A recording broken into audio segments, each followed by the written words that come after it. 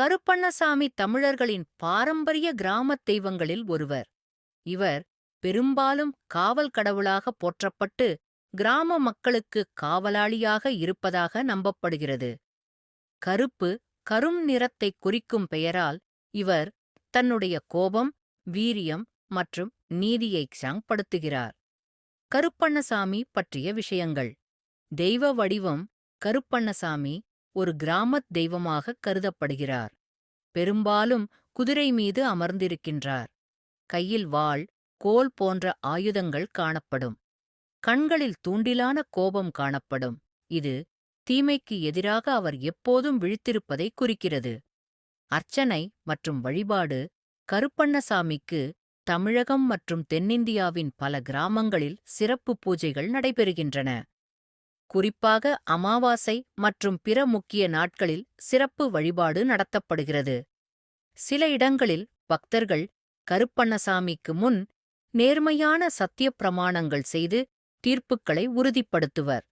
இயற்கையும் தொடர்பும். இவர் பெரும்பாலும் வனப்பகுதிகளில் அல்லது கிராம வழிகளில் காவல் தெய்வமாக இருப்பார்.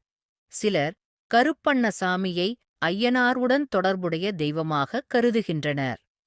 வழிபாட்டு முறைகள். பல கிராமங்களில் கருப்பண்ணசாமி கோயில்களில் ஆடு, கோழி போன்ற பலிகள் கொடுக்கப்பட்டு வழிபாடு நடத்தப்படுகிறது. விசேஷ நாட்களில் கருப்பசாமிக்கு விலங்குகள், சில நேரங்களில் தியாகம் செய்யப்படும் பழக்கம் உள்ளது. சில இடங்களில் சாமி ஆட்டம் என அழைக்கப்படும் சமய நிகழ்வுகள் நடைபெறும். கருப்பண்ணசாமி தொடர்புடைய வரலாறு. அவரை ஒரு இராஜாங்க காவலராகவும் அல்லது வீரனாகவும் கருதி பல புராணக் கதைகள் கூறப்படுகின்றன. இவர் பக்தர்களுக்கு நீதி வழங்குவதாகவும் சத்தியத்துக்கு காவலாக இருப்பதாகவும் நம்பப்படுகிறது. கருப்பண்ணசாமி தமிழ் கிராமிய மக்களின் ஆன்மீக வாழ்க்கையில் முக்கிய பங்கு வகிக்கிறார்.